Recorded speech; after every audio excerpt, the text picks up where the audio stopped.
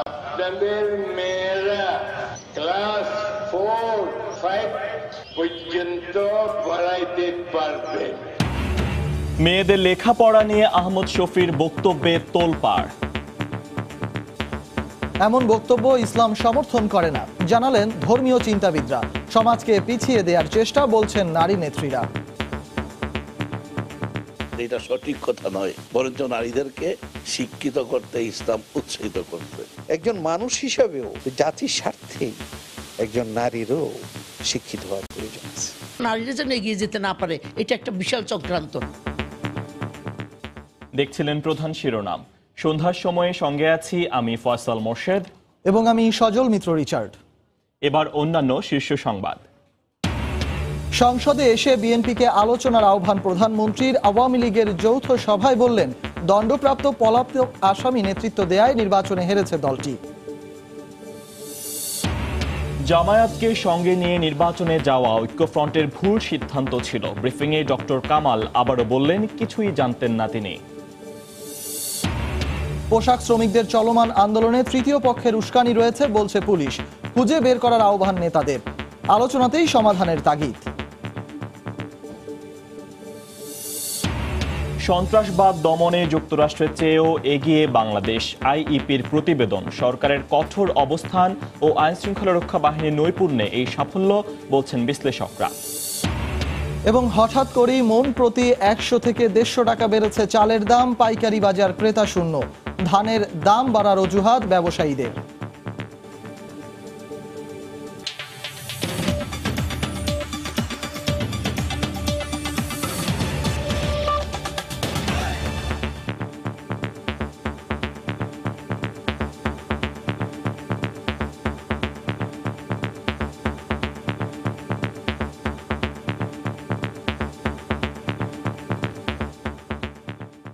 মেয়েদের পড়াশোনা নিয়ে মন্তব্য করে আবারও আলোচনায় হেফাজতে ইসলামের আমির আহমদ শফি। সামাজিক যোগাযোগ মাধ্যম সহ সব ক্ষেত্রে ব্যাপক সমালোচনার মুখে পড়েছেন তিনি। চট্টগ্রামের হাটহাজারীতে এক মাদ্রাসার অনুষ্ঠানে দেয়া তার বক্তব্য ইসলাম পরিপন্থী বলে মন্তব্য করেছেন ধর্মীয় চিন্তাবিদরা। নারী নেত্রীরা বলছেন, সমাজকে পিছিয়ে দেয় এ ধরনের মতবাদ। বিস্তারিত কমলদের রিপোর্টে। নারী নেতৃত্বের জয় জয়কার বাংলাদেশের প্রতিটি অঙ্গনে। মেয়েদের পড়াশোনায় এগিয়ে নিতে একের পর এক পদক্ষেপ নিয়ে চলেছে সরকার। প্রশংসা কুড়াচ্ছে আন্তর্জাতিক অঙ্গনেও। কিন্তু পশ্চাৎপদে কিছু বক্তব্য ম্লান হয়ে যায় সব অর্জন। আরও একবার এমন বক্তব্য দিলেন হেফাজতে ইসলামের প্রধান আল্লামা আহমদ শফি। শুক্রবার জুমার নামাজের পর চট্টগ্রামের হাটহাজারী দারুল উলুম ময়নুল ইসলাম মাদ্রাসার বার্ষিক মাহফিলে নারী শিক্ষা নিয়ে নানা অযাচিত মন্তব্য করেন তিনি।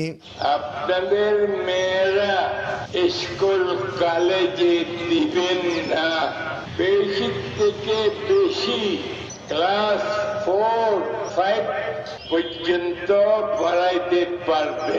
বিবাহ দিলে স্বামীর টাকা পয়সা হিসেব রাখতে হবে। আর বেশি যদি পড়ান, কিছুদিন পরে আপনার মেয়ে দেখবে না, টানি টানি নিয়ে যাবে আরেকজন পুরুষ। এদিকে হেফাজত প্রধানের এই বক্তব্যকে ইসলামী নীতির সুস্পষ্ট লঙ্ঘন মনে করছেন বিভিন্ন ধর্মীয় চিন্তাবিদরা। মাননীয় প্রধানমন্ত্রী তো আর ক্লাস 4-5 তো নিশ্চয় না, তিনি নিশ্চয় মাস্টার ডিগ্রি পাশ করছেন বলে তাকে সম্বোধনা দিচ্ছে। তাহলে তিনি কোন বিভাগে এই কথাটা বললেন? এটা জাতির জন্য বড় কলঙ্কিত। জাতির জন্য, সমাজের জন্য যে অবদান রাখতে পারে, তারা যে উচ্চশিক্ষা গ্রহণ করতে পারে, এটার ব্যাপারে তার ন্যূনতম কোনো ধ্যান ধারণা না থাকার কারণে এবং মাঝে মধ্যে তিনি নিজেকে নিজে আলোচনা আনার জন্য তিনি এই সমস্ত অবাঞ্ছিত কথাবার্তাগুলো বলে যাচ্ছে। আল্লাহ রসুল সকল নরনারীর জন্য জ্ঞান অর্জন করা ফরজ করেছেন। তারা নারীদেরকে জ্ঞান অর্জন থেকে দূরে রাখতে চায়। এটা সুস্পষ্টভাবে ইসলামের অবব্যাখ্যা।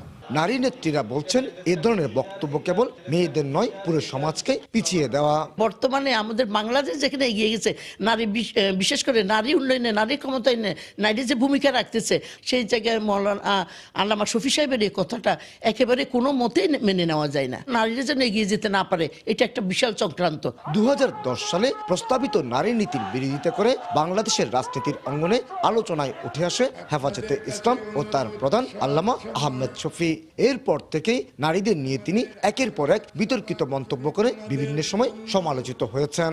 চট্টগ্রামের হাটহাজারী ভিত্তিক সংগঠনটির সারা দেশে কয়েক লাখ নেতাকর্মী এবং অনুসারী রয়েছেন। কমল দে, সময় সংবাদ, চট্টগ্রাম। এদিকে হেফাজতে ইসলামের আমির আহমদ শফির বক্তব্য ইসলাম সমর্থন করে না বলে মন্তব্য করেছেন ইসলামী চিন্তাবিদরা। জমিয়াতুল উলামার চেয়ারম্যান ও শোলাকিয়ার ইমাম মাওলানা ফরিদ উদ্দিন মাসুদ বলেছেন, নারীকে সব সময় বেশি অধিকার দিয়েছে ইসলাম। ইসলামী ঐক্যজোটের একাংশের চেয়ারম্যান মাওলানা মেজবাউর রহমান চৌধুরী বলেছেন, ইসলাম শিক্ষাকে সবচেয়ে বেশি গুরুত্ব দেয়। কাজেই আহমদ শফির বক্তব্য ইসলামের সঙ্গে সঙ্গতিপূর্ণ নয়। এটা সঠিক কথা নয়, এটা ইসলামের কথা নয়, মূল্যবোধের কথা নয়, বরঞ্চ নারীদেরকে শিক্ষিত করতে, ইসলাম উৎসাহিত করতে, স্বাবলম্বী করতে, নারীদের নিরাপত্তার জন্য অর্থনৈতিক ব্যবস্থা করতে ইসলামই বলেছে। মুসলিম নারীরা দর্শন, শিল্প, স্থাপত্য শিল্প, তারপরে আপনার ওই যে আর্কিটেক্টে, এগুলায় তারা বিশ্ব সাথে তাল মিলে তারা কাজ করছেন। একজন মানুষ হিসাবেও যেমন একজন পুরুষের শিক্ষার গুরুত্ব আছে এবং তার শিক্ষিত হওয়ার প্রয়োজন আছে জাতির জন্য, জাতির স্বার্থেই একজন নারীরও শিক্ষিত হওয়ার প্রয়োজন আছে। ইসলাম তো নারীকে শুধু সম অধিকারের প্রশ্ন না, নারীকে অধিকারের ক্ষেত্রে অনেক বেশি দিয়েছে পুরুষদের তুলনায়। এদিকে হেফাজতে ইসলামের আমির আহমদ শফির বক্তব্য রাষ্ট্রীয় নীতির সঙ্গে সামঞ্জস্যপূর্ণ নয় বলে জানিয়েছেন শিক্ষা উপমন্ত্রী মহিবুল হাসান চৌধুরী নফেল। সকালে চট্টগ্রামে নিজ বাসায় সাংবাদিকদের সঙ্গে মত বিনিময়কালে এ মন্তব্য করেন তিনি। নারী শিক্ষা নিয়ে দেয়া বক্তব্য আহমদ শফির ব্যক্তিগত মত বলেও উল্লেখ করেন তিনি। যিনি এই মন্তব্যটা করেছেন তিনি তার ব্যক্তিগত মতামত দিয়েছেন। তিনি বাংলাদেশের শিক্ষানীতি প্রণয়ন বা শিক্ষা ব্যবস্থাপনা পরিচালনা বা এই ধরনের শিক্ষা খাতে কোনো নির্বাহী দায়িত্বে তিনি নেই। তিনি একজন দেশের নাগরিক হিসেবে সেই ধরনের তার নিজের একটা বিশ্লেষণ সেটা দিয়েছেন, সেটা আমাদের রাষ্ট্রীয় নীতির সাথে সামঞ্জস্যপূর্ণ নয়। সদ্য সমাপ্ত জাতীয় সংসদ নির্বাচন সুষ্ঠু ও শান্তিপূর্ণভাবে অনুষ্ঠিত হয়েছে জানিয়ে আওয়ামী লীগ সভাপতি শেখ হাসিনা বলেছেন, বিএনপি নির্বাচিত প্রতিনিধিদের উচিত সংসদে যোগ দেয়া। বিকেলে রাজধানীর বঙ্গবন্ধু অ্যাভিনিউয়ে দলের যৌথ সভায় একথা বলেন তিনি। দুর্নীতি, মানুষ হত্যা সহ নানা কারণে বিএনপি ভোটের মাঠে প্রত্যাখ্যাত হয়েছে জানিয়ে আওয়ামী লীগ প্রধান বলেন, তাদের নির্বাচন বানচাল করার চেষ্টা ব্যর্থ হয়েছে। সদ্য সমাপ্ত জাতীয় নির্বাচনে দলের নিরঙ্কুশ বিজয়ে টানা তৃতীয় মেয়াদে সরকার গঠনের পর শনিবার বিকেলে উপদেষ্টা পরিষদ ও কার্যনির্বাহী সংসদের সাথে যৌথ সভায় বসলেন আওয়ামী লীগ প্রধান শেখ হাসিনা। দলের নীতি নির্ধারণী পর্যায়ের এই যৌথ সভার শুরুতেই সূচনা বক্তব্য রাখেন দলের সভাপতি শেখ হাসিনা।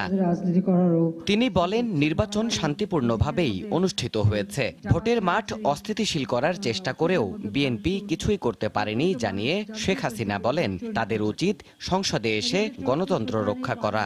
বাংলাদেশের জনগণ তাদেরকে প্রত্যাখ্যান করে দিয়েছে, তারপর যে কটা সিটে তারা জিতেছে গণতন্ত্রের স্বার্থে।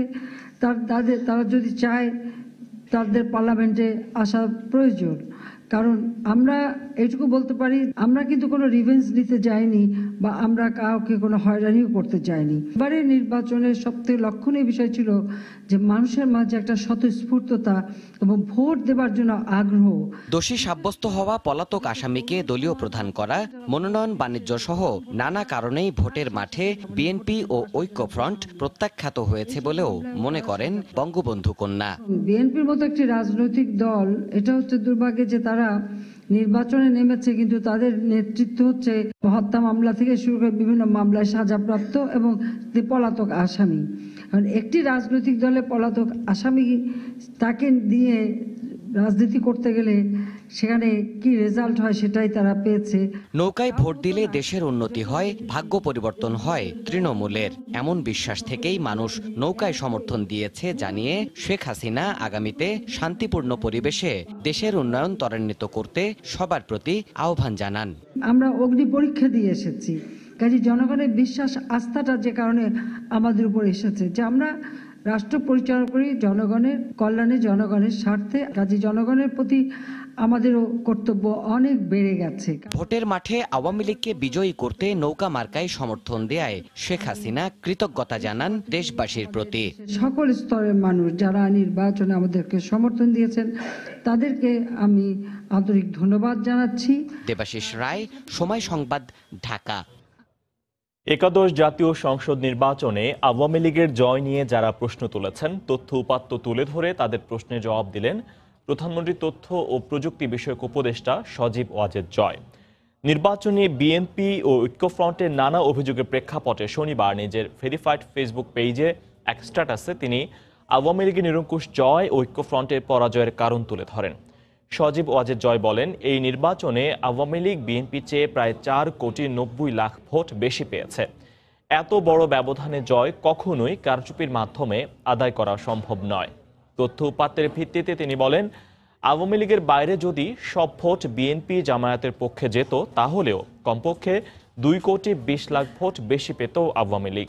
ভুয়া ভোট দেয়া নিয়ে বিএনপির অভিযোগের পরিপ্রেক্ষিতে 2008 ও 1996 সালের ভোটার উপস্থিতির পরিসংখ্যান তুলে ধরে তিনি বলেন, অংশগ্রহণমূলক হওয়াতেই বেড়েছে ভোটার উপস্থিতি। নাশকতার আন্দোলনের কারণে বিএনপি জনসমর্থন হারিয়েছে মন্তব্য করে জয় বলেন, দুর্নীতির মামলায় বেগম খালেদা জিয়া ও তারেক রহমানের দণ্ডের পরেই তলানিতে ঠেকেছে দলটির জনপ্রিয়তা। জামায়াতকে সঙ্গে নিয়ে নির্বাচনে যাওয়া ভুল সিদ্ধান্ত ছিল বলে স্বীকার করেছেন গণফোরাম সভাপতি ও জাতীয় ঐক্যফ্রন্টের শীর্ষ নেতা ডক্টর কামাল হোসেন। বিএনপি তাকে না জানিয়ে জামায়াতকে জোটে নিয়েছিল বলেও দাবি করেন তিনি। বিকেলে মতিঝিলে গণফোরাম কার্যালয়ে দলীয় সভা শেষে তিনি একথা বলেন। এ সময় তিনি 30 ডিসেম্বরের নির্বাচন বাতিল করে 3-4 মাসের মধ্যে পুনর্নির্বাচনের দাবি জানান। একাদশ জাতীয় সংসদ নির্বাচনের আগে বিএনপি, গণফোরাম, নাগরিক ঐক্য ও জাসদ সহ কয়েকটি দলকে সঙ্গে নিয়ে ডক্টর কামাল হোসেনের নেতৃত্বে গঠন করা হয় নতুন জোট জাতীয় ঐক্যফ্রন্ট। শুরু থেকেই ঐক্যফ্রন্টের সঙ্গে জামাত প্রসঙ্গে কোনো স্পষ্ট উত্তর মেলেনি নতুন এই জোটের কাছে। বিভিন্ন সময়ে গণমাধ্যম কর্মীদের জামাত নিয়ে প্রশ্ন এড়িয়ে গেছেন, দিয়েছেন হুমকিও। শনিবার বিকালে গণফোরাম কার্যালয়ে দলটির কেন্দ্রীয় কমিটির সভা শেষে সংবাদ সম্মেলনে কথা বলেন ডক্টর কামাল হোসেন। সাংবাদিকদের এক প্রশ্নের জবাবে জামাতকে জাতীয় ঐক্যফ্রন্টে নেয়ার সিদ্ধান্ত ভুল ছিল বলে স্বীকার করেন তিনি। জামাতকে নিয়ে আমরা রাজনীতি কোনোদিন করার কথা চিন্তাও করি নাই। যেটা বলা হয়েছে যে করেছি সেটা আমি সঙ্গে সঙ্গে বলেছি, এটা তো আমাদেরকে বলা হয়নি যে তারা থাকবে এর মধ্যে। তাড়াতাড়ি অনিচ্ছাকৃত যে ভুল ত্রুটি, এই ভুল ত্রুটি বলতে আপনারা কি বুঝেন? আমি যদি বলি একটা ভালো উদাহরণ আপনি দিয়েছেন, এটাকে আমি মনে করবো। ইয়েস, যখন ওরা বললো না যে জামাতের 25 জন না কত হয়েছে, আমি যখন এখানে সম্মতি দিয়েছি এটা আমাকে জানানো হয়নি। জনগণের ভোটাধিকার খর্ব হয়েছে মন্তব্য করে আগামী 3 মাসের মধ্যে নির্বাচনের দাবি করেন ডক্টর কামাল। সরকারি দলের মুখপাত্র ছাড়া অন্য কেউ এটাকে সুষ্ঠু নির্বাচন হিসাবে চাইলেও গণ্য করা যাচ্ছে না। 2-3 মাসকে মধ্যে আরেকটা ভালো নির্বাচন করে দেওয়া, তার চেয়েও কমে সময়ও করা যেতে পারে তারা চাইলে, তো যেখানে সকলেই অংশগ্রহণ করে ভোট দিতে পারে। তড়িঘড়ি করে ঐক্যফ্রন্ট গঠন ভুল হয়েছে জানিয়ে ভবিষ্যতে তা সংশোধন করা হবে বলেও সংবাদ সম্মেলন থেকে জানানো হয়। তড়িঘড়ি জাতীয় ঐক্যফ্রন্ট গঠন করতে গিয়ে অনিচ্ছাকৃত যেসব ভুল ত্রুটি সংঘটিত হয়েছে। তোহা খান তামিম, সময় সংবাদ, ঢাকা। নির্বাচনে কোনো সদুত্তর নেই আওয়ামী লীগের কাছে, তাই তারা সংলাপে বসতে রাজি নয় বলে অভিযোগ করেছেন বিএনপির সিনিয়র যুগ্ম মহাসচিব রুহুল কবির রিজভী। রাজধানীর নয়াপল্টনে সকালে দলের কেন্দ্রীয় কার্যালয়ের ব্রিফিংয়ে তিনি আবারও বিএনপির সংসদে না যাওয়ার কথা বলেন। এ সময় রিজভী অভিযোগ করেন, সরকার দেশকে অস্থিতিশীল পরিস্থিতির দিকে ঠেলে দিচ্ছে। সরকার দেশকে গৃহযুদ্ধের দিকে ঠেলে দিতে চায়। ভোট ডাকাতি সরকারের জন্য শুভ বার্তা নয়, বরং এই অপকর্মটির জন্য অচিরেই বিশাল রাজনৈতিক ধাক্কা খেতে হবে বর্তমান ভোটারবিহীন সরকারকে। আওয়ামী লীগের নেতাকর্মীরা উৎসব করেনি, উৎসব করেছে আইন শৃঙ্খলা বাহিনী, কারণ তারাই আওয়ামী লীগকে বিনা ভোটে ক্ষমতায় নিয়ে এসছে। কেউই এই নির্বাচন মেনে নেয়নি, এজন্য ওবায়দুল কাদের সাহেবরা কোনো সদুত্তর দিতে পারবেন না বলেই সংলাপে রাজি নয়। নির্বাচনে হেরে যাওয়ার কষ্ট থেকেই বিএনপি ও ঐক্যফ্রন্ট ভিত্তিহীন অভিযোগ করছে বলে মন্তব্য করেছেন আওয়ামী লীগের সাধারণ সম্পাদক, সড়ক পরিবহন ও সেতুমন্ত্রী ওবায়দুল কাদের। সকালে রাজধানীর মানিক মিয়া অ্যাভিনিউতে বিআরটি এর ভ্রাম্যমাণ আদালতের কার্যক্রম পরিদর্শন করেন তিনি। নিয়মিত অভিযানের অংশ হিসেবে রাজধানীর 10টি পয়েন্টে অভিযানে নামে বিআরটিএ। ফিটনেসবিহীন যানবাহন ও লাইসেন্সবিহীন চালকদের জেল জরিমানা করা হয়। কর্মকর্তারা জানান, সড়কে শৃঙ্খলা ফেরাতে এই অভিযান অব্যাহত থাকবে। পরে সাংবাদিকদের প্রশ্নের জবাবে ওবায়দুল কাদের বলেন, একাদশ সংসদ নির্বাচন নিয়ে দেশে বিদেশে কোথাও কোনো প্রশ্ন নেই। ঐক্যফ্রন্ট হাস্যকর অভিযোগ করছে বলেও মন্তব্য করেন তিনি। নির্বাচন নিয়ে দেশে বিদেশে কোনো প্রকার বিতর্ক নেই এবং প্রশ্ন করার মতো কোনো বিষয় এখনো আন্তর্জাতিক বিশ্ব থেকে আমরা পাইনি। কারণ সব গণতান্ত্রিক দেশ থেকেই দেশরত্ন শেখ হাসিনাকে অভিনন্দন জানানো হচ্ছে। যারা আজকে অভিযোগ তোলেন তারা নির্বাচনে হেরে গেছেন বলে হেরে যাওয়ার বেদনা থেকে এসব অভিযোগ, এসব প্রশ্ন তুলছেন। এদিকে নির্বাচনের ব্যর্থতা ঢাকতে ঐক্যফ্রন্ট জাতীয় সংলাপের কথা বলছে বলে মন্তব্য করেছেন তথ্যমন্ত্রী ডক্টর হাসান মাহমুদ। জাতীয় প্রেসক্লাবে সকালে বঙ্গবন্ধু সাংস্কৃতিক জোট আয়োজিত আলোচনা সভায় মন্ত্রী বলেন, 300 আসনে মনোনয়নের বাণিজ্য করে বিএনপি রেকর্ড করেছে। বিএনপির কাছে যিনি হায়ারে খেলতে গেছেন ডক্টর কামাল হোসেন সাহেব, উনি নাকি সংলাপ করবেন, নতুন নির্বাচনের জন্য সংলাপ। আসলে নেতাদের ব্যর্থতা ঢাকার জন্য তারা সংলাপের এই ভাওতাবাজি কথা বলছেন, যাতে জনগণের চোখ অন্যদিকে ফেরানো যায়। অকশনে যারা নমিনেশন বিক্রি করে তারা কিভাবে জয়লাভ করবে? বাংলাদেশের ইতিহাসে আমরা দেখি নাই 300 আসনে 800 নমিনেশন, এটা একটি রেকর্ড। সন্ধ্যার সময় আরো থাকছে সাপ্তাহিক ছুটির দিনে ঢাকা আন্তর্জাতিক বাণিজ্য মেলায় মানুষের ঢল। এক জায়গায় প্রয়োজনীয় সব পণ্য পেয়ে খুশি ক্রেতা, বিক্রি ভালো হওয়ায় সন্তুষ্ট দোকানিরা।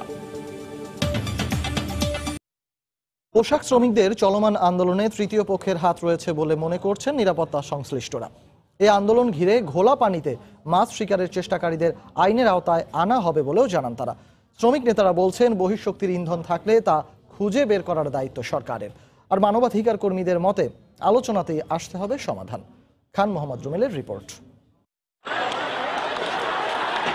নতুন সরকারের শপথ নেওয়ার দিন থেকেই বেতন বৈষম্য নিরসন ও সরকার ঘোষিত মজুরি কাঠামো বাস্তবায়নের দাবিতে আন্দোলন করছেন পোশাক শ্রমিকরা। এরই মধ্যে বেতন কাঠামোতে গ্রেডিং সমস্যা নিরসনে বাণিজ্য ও শ্রম মন্ত্রণালয়ের 2 সচিবকে নিয়ে কমিটি গঠন করা হয়েছে। কমিটিতে মালিক ও শ্রমিকদের 10 জন প্রতিনিধিও রয়েছেন। 1 মাসের মধ্যে প্রতিবেদন দেবে কমিটি। ফেব্রুয়ারিতেই সে অনুযায়ী বেতন পাবেন শ্রমিকরা। একই সঙ্গে গ্রেডিং সমস্যার কারণে কেউ ক্ষতিগ্রস্ত হলে পুষিয়ে দেওয়া হবে। মঙ্গলবার ত্রিপক্ষীয় বৈঠকে এমন সিদ্ধান্ত হয়। তারপরও শ্রমিকদের রাজপথ না ছাড়ার পেছনে তৃতীয় কোনো শক্তির হাত থাকতে পারে বলে মনে করছে আইন শৃঙ্খলা রক্ষাকারী বাহিনীর সদস্যরা। গত বৃহস্পতিবার এবং বুধবার আন্দোলনের যে গতি প্রকৃতি আমরা দেখেছি, তাতে এখন মনে হচ্ছে যে এই আন্দোলনের পিছনে কোনো একটা শক্তি ইন্ধন দিচ্ছে এবং সেই ইন্ধনটা কারা দিতে পারে এটা আপনারাও বুঝতে পারেন, আমরাও বুঝতে পারি। হয়তো তারা ঘোলা পানিতে মাছ শিকার করার একটা চেষ্টা চালাচ্ছে, অচিরেই হয়তো সেটাও আমরা জানতে পারবো এবং যারা এগুলো করছে তাদের আমরা ধরতে পারবো এবং ব্যবস্থা নিতে পারবো। এদিকে শ্রমিক নেতারা বলছেন, অধিকার আদায়ের জন্য এই আন্দোলন। শিল্পের ধ্বংস চান না শ্রমিকরা। বহিঃশক্তির হস্তক্ষেপ থাকলে তা খুঁজে বের করার দাবি তাদের। সরকারের পক্ষ থেকে আমরা সবসময় বলতে শুনি যে ষড়যন্ত্র হচ্ছে, উস্কানি দেওয়া হচ্ছে।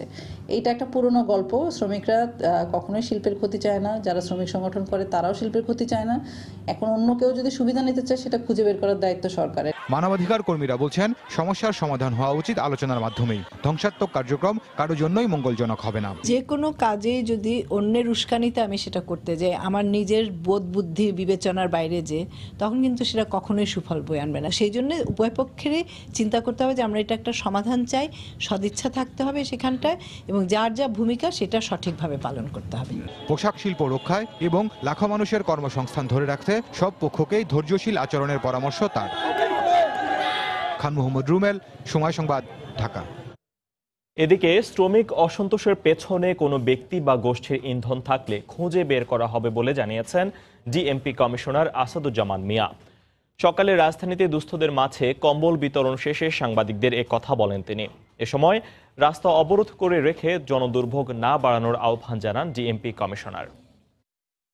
এইভাবে রাস্তার উপরে কেউ বিশৃঙ্খলা করে জনগণের দুর্ভোগ করবেন না, কারণ এটি যদি চলতে থাকে আমরা খুঁজে বের করবে ইন্ধনদাতা কারা, কেন এটা করা হচ্ছে।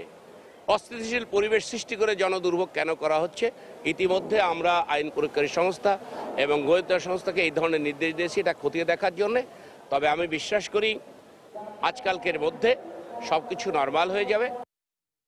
বৈশ্বিক সন্ত্রাসবাদ দমন সূচকে 4 ধাপ এগিয়ে 163টি দেশের মধ্যে 25তম অবস্থানে এখন বাংলাদেশ। এক্ষেত্রে যুক্তরাষ্ট্রের চেয়েও এগিয়ে আছে বাংলাদেশ। অস্ট্রেলিয়া ভিত্তিক গবেষণা প্রতিষ্ঠান ইনস্টিটিউট ফর ইকোনমিক অ্যান্ড পিসের এক প্রতিবেদনে এ তথ্য উঠে এসেছে। সন্ত্রাসবাদ মোকাবেলায় সরকারের জিরো টলারেন্স নীতি ও আইন শৃঙ্খলা রক্ষা বাহিনীর কঠোর অবস্থানের ফলেই এই অগ্রগতি সম্ভব হয়েছে বলে মনে করেন বিশেষজ্ঞরা। 2016 সালের 1 জুলাই বাংলাদেশের ইতিহাসে নৃশংসতম জঙ্গি হামলার ঘটনায় রাজধানীর হোলি আর্টিজান বেকারিতে প্রাণ হারান অনেকে। ঠিক 6 দিনের মাথায় কিশোরগঞ্জের শোলাকিয়ায় ফের জঙ্গি হামলা। পরপর 2টি হামলায় কঠোর অবস্থান নেয় সরকার। একের পর এক চলে জঙ্গি বিরোধী অভিযান। সন্ত্রাস ও জঙ্গিবাদ বিরোধী নানা কর্মকাণ্ডের সুফল উঠে এসেছে অস্ট্রেলিয়া ভিত্তিক গবেষণা প্রতিষ্ঠান ইনস্টিটিউট ফর ইকোনমিক অ্যান্ড পিসের বৈশ্বিক সন্ত্রাসবাদ বিষয়ক প্রতিবেদনে। 90 পৃষ্ঠার প্রতিবেদনে বলা হয় 2017 সালে বাংলাদেশে সন্ত্রাসী তৎপরতা ছিল অনেক কম। আগের প্রতিবেদনে বাংলাদেশ তালিকায় 21তম অবস্থানে থাকলেও এবার 4 ধাপ এগিয়ে উঠে এসেছে 25তম অবস্থানে, যেখানে প্রতিবেশী দেশ ভারত, পাকিস্তান ও মিয়ানমারে বেড়েছে সন্ত্রাসী তৎপরতা। এমনকি 12 ধাপ অবনতিতে তালিকায় 20 নম্বরে যুক্তরাষ্ট্র। আমরা এই জঙ্গিদের বিরুদ্ধে ব্যবস্থা নেওয়ার জন্য আমাদের বিশেষ টিম গঠন করি পুলিশ হেডকোয়ার্টারে, এবং আমাদের অন্যান্য যে পুলিশের যে গোয়েন্দা সংস্থা সবাই মিললে কিন্তু আমরা এই জঙ্গিদের নেটওয়ার্কগুলি আমরা পেয়েছি। প্রতিটি ক্ষেত্রেই কিন্তু আমাদের আইনশৃঙ্খলা রক্ষাকারী বাহিনী তাদের খবর পূর্বে পেয়ে গেছে এবং তারা যেখানে সংগঠিত হচ্ছিল সেই আস্তানায় তারা আগাম আক্রমণ চালাতে সক্ষম হয়েছে এবং তাদেরকে নিষ্ক্রিয় করিয়ে দিতে সক্ষম হয়েছে। জঙ্গি দমনে এই সাফল্যে আত্মতৃপ্তিতে না ভুগে বৈশ্বিক সন্ত্রাসবাদ মোকাবেলায় সংশ্লিষ্ট সকলকে আরো তৎপর হওয়ার পরামর্শ তাদের। আত্মতুষ্টির কোনো সুযোগ নেই। আমাদের গোয়েন্দা সংস্থাগুলিকে, আইন শৃঙ্খলা বাহিনী, বিশেষ করে পুলিশকে, পুলিশের যে ইন্টেলিজেন্স ইউনিট, এইগুলিকে তাদের তৎপরতা অব্যাহত রাখতে হবে এবং নিত্য নতুন কৌশল নিয়ে কাজ করতে হবে। সবচেয়ে বড় কথা হলো তাদের নেটওয়ার্কটা জানতে হবে। যতটুকু সফলতা অর্জন করেছি সেটি ধরে রাখবার জন্য আমাদের এই পর্যন্ত যা আমরা করেছি সেটাকে আরও শক্তিশালী কীভাবে করা যায় সেটা চিন্তা ভাবনা যেমন রাষ্ট্রকে করতে হবে, মানুষ যেভাবে সতর্ক হয়েছে, সচেতন হয়েছে, এটি ধরে রাখতে হবে। জঙ্গি দমনে অভিযান পরিচালনার পাশাপাশি স্পেশাল কাউন্টার টেরোরিজম ফোর্স গঠন ও দ্রুত বিচারে বিশেষ ট্রাইব্যুনাল গঠনেরও পরামর্শ বিশেষজ্ঞদের। রাশেদ বাপ্পি, সময় সংবাদ, ঢাকা। রংপুরে 3য় শ্রেণীর এক শিক্ষার্থীকে মারধরের প্রতিবাদ করায় শিক্ষককে লাঞ্ছিত করার অভিযোগ উঠেছে ছাত্রলীগ নেতার বিরুদ্ধে। দুপুরে কারমাইকেল কলেজ সরকারি প্রাথমিক বিদ্যালয়ে এ ঘটনা ঘটে। স্কুলটির প্রধান শিক্ষক জানান, স্কুলের 3য় শ্রেণীর কক্ষে ঢুকে 3য় শ্রেণীর ছাত্র রাশেদকে মারধর করেন কারমাইকেল কলেজ শাখা ছাত্রলীগের সাংগঠনিক সম্পাদক পাভেল রহমান হিমেল। এতে বাধা দিলে শ্রেণী শিক্ষক গোলাম মোস্তফাকে লাঞ্ছিত করে স্কুল থেকে বের করে দেয় সে। পাশাপাশি সব শিক্ষার্থীকে বের করে স্কুলে তালা ঝুলিয়ে দেওয়ার হুমকি দেয় হিমেল। তার বড় ভাইয়ের মেয়েকে মারধর করায় 3য় শ্রেণীর ছাত্রকে শাসন করা হয়েছে বলে জানিয়েছেন অভিযুক্ত হিমেল। বাচ্চা কি বললো না আমি কোনো কিছু বলবো না ম্যাডাম। ছাত্রকে মারছে স্যার, সারালে বলছে যে ছাত্রকে মারছো কেন, সেজন্য স্যারের ঘাত ধরে বাই করে দিছে। উনি ডাঙ্গাইছে ছেলেটা, এখন স্যার বললো যে কি সমস্যা, এ কথা কইছে। আর ভাইয়াটা কলার ধরি ধাক্কা মারিয়া স্যারকে বাইর করে দিছে স্কুল থেকে। পাওয়ার ধরতে হবে ওদেরকে, সেরকম আমাদের স্যারকে বের করে দিছে। আমার ভাতিজিকে মারছে, মনে করেন যে মাথা উঠাইতে পারতেছে না। তারপরে আপনার তাকে আবার শুনলাম আজকে এসে শুনলাম যে তাকে প্রেমের প্রস্তাব দেয়। আমার বাচ্চাকে ভাই মারছেন কেন, এই কথা বলার সঙ্গে সঙ্গেই আমার টিচারকে কলারটা ধরে সেটা নিয়ে গেল এবং হাতটা ধরে বাইরে বের করে নিয়ে গেল। ফেব্রুয়ারি মাসের মধ্যে ভূমি মন্ত্রণালয়ে সব কর্মকর্তা কর্মচারীদের সম্পত্তির হিসাব দাখিল করতে হবে বলে মন্তব্য করেছেন ভূমিমন্ত্রী সাইফুজ্জামান চৌধুরী জাবেদ। সকালে চট্টগ্রাম প্রেস ক্লাবের বঙ্গবন্ধু হলে সাংবাদিকদের সঙ্গে মতবিনিময়ের সময় তিনি একথা বলেন। দুর্নীতি রোধে ইউনিয়ন থেকে মন্ত্রণালয় পর্যন্ত সব কার্যালয় সিসিটিভির আওতায় আনা হবে বলেও জানান তিনি। শুধু ভূমি মন্ত্রণালয়, ভূমি ইউনিয়ন অফিস থেকে নিয়ে সবার, ভূমি মন্ত্রণালয়ের সমস্ত কর্মকর্তা এবং কর্মচারীদের সম্পত্তির হিসাব আগামী 28শে ফেব্রুয়ারির মধ্যে দাখিল করতে হবে। এটা আমি এখানে বসে সিদ্ধান্ত নিলাম, মন্ত্রণালয়ে গিয়ে রিটার্ন জিনিসটা দিব। রাজধানীর অন্যতম বড় পাইকারি বাজার বাবুবাজারের আড়তে বাড়তি দামে বিক্রি হচ্ছে সব ধরনের চাল। খুব দ্রুত দাম কমে যাবে এই আশ্বাসে এই মুহূর্তে বাজারে ক্রেতা সমাগম অনেকটাই কম। দামের এই ঊর্ধ্বগতিতে মিল মালিকদেরই দুষছেন পাইকারি ব্যবসায়ীরা। চালের পাইকারি বাজার ঘুরে বিস্তারিত জানাচ্ছেন ইমতিয়াজ আহমেদ। নির্বাচনের পর থেকে দফায় দফায় বাড়তে থাকে চালের দাম। আড়তে বাড়তি দামের প্রভাব পড়ে খুচরা ক্রেতাদের উপরও। নতুন মন্ত্রিসভা গঠনের পরপরই সব শ্রেণীর চাল ব্যবসায়ীদের সঙ্গে বৈঠক হয় বাণিজ্য ও খাদ্যমন্ত্রীর। আশ্বাসও দেওয়া হয় 1 সপ্তাহের মধ্যে কমবে চালের দাম। তবে এখন পর্যন্ত তেমন কোনো ইতিবাচক প্রভাব পড়েনি চালের বাজারে। পাইকারি বাজারে চড়া দামে বিক্রি হচ্ছে সব ধরনের চাল। যে চাল 1800 টাকা 1600 টাকা কিনতাম, ওই চাল 1800-1900 টাকা দাম ওখানে। আর যে চাল চিকন চাল কিনতাম 2200-2300, ওই চাল 2500 টাকা। চালের বাজার সবই তো বাড়তি দাম। মিনিকেট ছিল আগে কিনছি 46 টাকা, 44, 45, সেটা এখন 50 টাকা, 51 টাকা। বৈঠকে খুব দ্রুত দাম কমার আশ্বাসের পর এই মুহূর্তে বাজারে অনেকটাই কমে গেছে ক্রেতা সমাগম। মিল মালিকের কারসাজির কারণে বস্তা প্রতি প্রায় 200-150 টাকা বাড়াইছে। আজকে আমরা ওই আগের ভাবে দাম চাচ্ছি, কারণ মার্কেটে কাস্টমার কম, বেচা বিক্রি কম। আমরা বাড়তি দাম আনতে হইতেছে, সেই জন্য আমরা বাড়তি বিক্রি করতেছি। নির্বাচনকে ঘিরে পরিবহন সংকট, অনিশ্চয়তা ও ধানের দাম কিছুটা বাড়ার সুযোগ নিয়ে মিল মালিকরা অস্বাভাবিকভাবে বাড়িয়েছে চালের দাম, এমন অভিযোগ বাংলাদেশ চাল ব্যবসায়ী সমিতির। ট্রাক বন্ধ ছিল, আর মনে করছে ইলেকশনের পরে কি হয়, একটা আতঙ্কের মধ্যে মানুষ ছিল। এইসব কারণ, এই সুযোগটা মিল মালিকেরা নিয়ে ফেলছে। ধানের দাম 50 টাকা বাড়ছে, 100 টাকা বাড়ছে, ওনারা কি করছে, সাথে সাথে চালের দাম ব্যাগে 200 টাকা বাড়াই দিচ্ছে। খুচরা বাজারে কিন্তু আপনাদের যেহেতু বাজার নেই, বাজারে কম্পিটিশন নেই, কাজে দেখবেন এক একজনে এক একটা দামে বিক্রি করে। হঠাৎ করে দাম বাড়ায় গেল বছর চালের অভ্যন্তরীণ চাহিদা পূরণে বিভিন্ন দেশ থেকে 50 লাখ টনের বেশি চাল আমদানি করা হয়। ইমতিয়াজ আহমেদ, সময় সংবাদ, ঢাকা। আমন মৌসুমের শুরুতেই মাত্র 550 থেকে 600 টাকা মন দরে ধান কিনে নেয় নওগাঁর ব্যবসায়ীরা। বেশিরভাগ কৃষক যখন ধান বিক্রি করে দিয়েছেন, সে সময় হঠাৎই বাড়িয়ে দেওয়া হয়েছে চালের দাম। গত এক সপ্তাহে চালের দাম বাড়ানো হয়েছে মন প্রতি 100 থেকে 150 টাকা। এভাবে ব্যবসায়ীদের পকেট ফুলে ফেঁপে উঠলেও বঞ্চিত হচ্ছেন কৃষকেরা। বিষয়টি খতিয়ে দেখা হচ্ছে বলে জানিয়েছেন জেলা প্রশাসক। নওগাঁ প্রতিনিধি এমআর রকির রিপোর্ট। মৌসুমের শুরুতে সরকারের সহজ শর্তে বিপুল পরিমাণ ঋণের টাকায় হাজার হাজার মন ধান কিনে গুদামজাত করে নওগাঁর ব্যবসায়ীরা।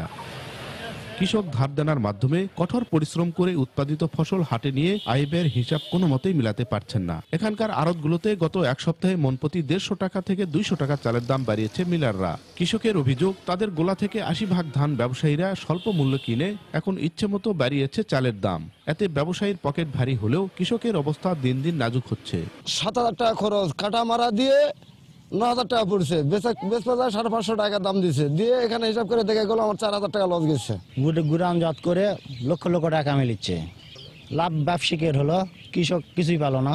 সরকারের নানা সুযোগ সুবিধা নিয়ে ছোট বড় 1000 চাতাল ও রাইস মিল প্রায় 2500 কোটি টাকার কারবার করেন ব্যবসায়ীরা। মৌসুম এলে এসব ব্যবসায়ীরা একজোট হয়ে কৃষককে ঠকিয়ে নিজেদের মুনাফার পাহাড় গড়ে তোলে বলে অভিযোগ বিশিষ্ট জনদের। এই মিলাররাই ব্যাংকের বিভিন্ন বেসরকারি এবং সরকারি ব্যাংক থেকে বড় অঙ্কের ঋণ নিয়ে অল্প দামে সেই ধানগুলো কিনে তারা গুদামজাত করে রেখেছিল। নওগাঁর আড়তগুলোতে চিকন চালের দাম বেড়েছে মনপ্রতি 120 থেকে 150 টাকা। এজন্য খুচরা ব্যবসায়ীরা আড়তদারদের দুষছেন। পাইকারি ব্যবসায়ীরা দেখছে যে ধানের দামটা বৃদ্ধি পেয়েছিল, দোষ হয় মিলার সিন্ডিকেট করে, কিন্তু এখন বাস্তবে কোনো মিলের চাউল নেই। ধান তাদের কাঁচামাল হিসাবে থাকে, কিন্তু কারো মিলত যায় দেখবেন না যে 10 গাড়ি চাউল আছে। অবশ্য জেলা প্রশাসন বলছে, চালের দাম বৃদ্ধির কারণ খতিয়ে দেখে কোনো কারসাজি হলে ব্যবসায়ীদের বিরুদ্ধে ব্যবস্থা নেওয়া হবে। নিয়মিত তাদের সাথে যোগাযোগ রাখছি এবং যাতে কোনোভাবেই জনগণের দুর্ভোগ সৃষ্টি না হয় সে ব্যাপারে আমরা সজাগ আছি। জেলা কৃষি বিভাগের তথ্য মতে গেল আমন মৌসুমে 2,05,000 হেক্টর জমিতে 7.5 লাখ মেট্রিক টন চাল উৎপাদন হয়েছে। এমআর রকি, সময় সংবাদ, নওগাঁ। সাপ্তাহিক ছুটির দিনে ঢাকা আন্তর্জাতিক বাণিজ্য মেলায় বেড়েছে ক্রেতা দর্শনার্থীদের সমাগম। এই মুহূর্তে মেলা প্রাঙ্গণে আছেন সহকর্মী ইমদাদুল হক, সরাসরি চলে যাচ্ছি তার কাছে। ইমদাদ। রিচার্ড, আমি আছি ঢাকা আন্তর্জাতিক বাণিজ্য মেলার প্রাঙ্গণে। এখানে আমি ঘুরেছি বিভিন্ন স্টল। আপনি জানেন যে আজকে শনিবার, তো ক্রেতা বিক্রেতা যারা আছে তাদের সাথে আমি কথা বলেছি। তারা বলছেন যে শুক্রবার বেশি ভিড় ছিল, আজকে শনিবার, আজকে ভিড় কিছুটা কম। তবে আমি বিভিন্ন স্টলগুলোতে ঘুরে কিন্তু আমি দেখতে পেয়েছি যে ক্রোকারিজের যে পণ্যগুলো রয়েছে, গৃহস্থালির যে পণ্যগুলো রয়েছে, সেই স্টলগুলোতে কিন্তু ভিড় আমি বেশি দেখতে পেয়েছি। এছাড়া আমি যে ইলেকট্রনিক্স যে পণ্যের দোকানগুলো রয়েছে, সেই দোকানগুলোতে যেখানে টিভি, ফ্রিজ, ওয়াশিং মেশিন ইত্যাদি পাওয়া যায়, সেই সমস্ত জায়গাগুলোতেও আমি কিন্তু ভিড় দেখতে পেয়েছি। এবং গৃহস্থালির যে পণ্যগুলো রয়েছে, এই গৃহস্থালি পণ্যের দোকানগুলোতেই আমি কিন্তু ভিড়টা লক্ষ্য করেছি তুলনামূলকভাবে কিন্তু বেশি রয়েছে। এছাড়াও আমি দেখতে পেয়েছি যে পোশাকের দোকান যেগুলো রয়েছে, তারা বলছেন যে বেচা বিক্রি নিয়ে তাদের মধ্যে একটা মিশ্র প্রতিক্রিয়া রয়েছে এবং তারা বলছেন যে বেচা বিক্রি কিন্তু খুব বেশি একটা হয়নি। এবং আমরা দেখতে পেয়েছি যে যতগুলো স্টল রয়েছে, 600-র উপরে স্টল রয়েছে এবং এখনো কিন্তু অনেক স্টল রেডি হয়নি। আমরা দেখতে পাচ্ছি যে অনেক স্টলের নির্মাণ কাজ কিন্তু এখনো চলছে এবং দেশি বিদেশি যতগুলো স্টল রয়েছে সবগুলো স্টল কিন্তু ঘুরে দেখছেন ক্রেতারা বলছেন দাম নিয়ে তাদের মধ্যে সন্তুষ্টি থাকলেও মান নিয়েও তাদের মধ্যে কিছুটা মিশ্র প্রতিক্রিয়া আমরা দেখতে পেয়েছি। এবং যারা বিক্রেতা রয়েছে তারাও কিন্তু মিশ্র প্রতিক্রিয়া আমাদেরকে দিয়েছেন। কোনো বিক্রেতা যারা রয়েছে, বিক্রেতারা কিন্তু বলছেন যে আমাদের, কোনো বিক্রেতা বলছে যে বেশি বিক্রি হচ্ছে, কোনো বিক্রেতা বলছে যে আমাদের এখানে মোটামুটি বিক্রি হচ্ছে। তবে তারা আশা প্রকাশ করেছে মেলা দিন যত যাবে মেলার ভিড় কিন্তু তত বাড়বে, বেচা বিক্রি কিন্তু ততটা বাড়বে বলেই তারা আশা প্রকাশ করেছে। তো রিচার্ড, এই ছিল আমার কাছে আন্তর্জাতিক বাণিজ্য মেলা থেকে। ঢাকা আন্তর্জাতিক বাণিজ্য মেলা থেকে আমাদের সাথে সরাসরি যোগ দিয়েছিলেন সহকর্মী ইমদাদুল হক। বাল্যবিবাহই নারীর জরায়ু ক্যান্সার বাড়ার অন্যতম প্রধান কারণ বলে জানিয়েছেন ক্যান্সার প্রতিরোধ বিশেষজ্ঞরা। সকালে জাতীয় প্রেস ক্লাবে জরায়ু মুখ ক্যান্সার দিবসের আলোচনায় বক্তব্য রাখেন তারা। কম বয়সে বিয়ে, ঘন ঘন সন্তান হওয়া জরায়ু ক্যান্সার ব্যাপকভাবে ত্বরান্বিত করে বলে জানান গাইনি ক্যান্সার বিশেষজ্ঞরা। তবে বাল্যবিবাহ ছাড়াও অপুষ্টি, অসচেতনতা, অপরিচ্ছন্নতাও এই ক্যান্সারের জন্য অনেকাংশে দায়ী। সমস্যার সমাধানে জাতীয় নীতিমালার মাধ্যমে উপজেলা পর্যায় পর্যন্ত স্ক্রিনিং প্রোগ্রাম চালুর আহ্বান জানান তারা।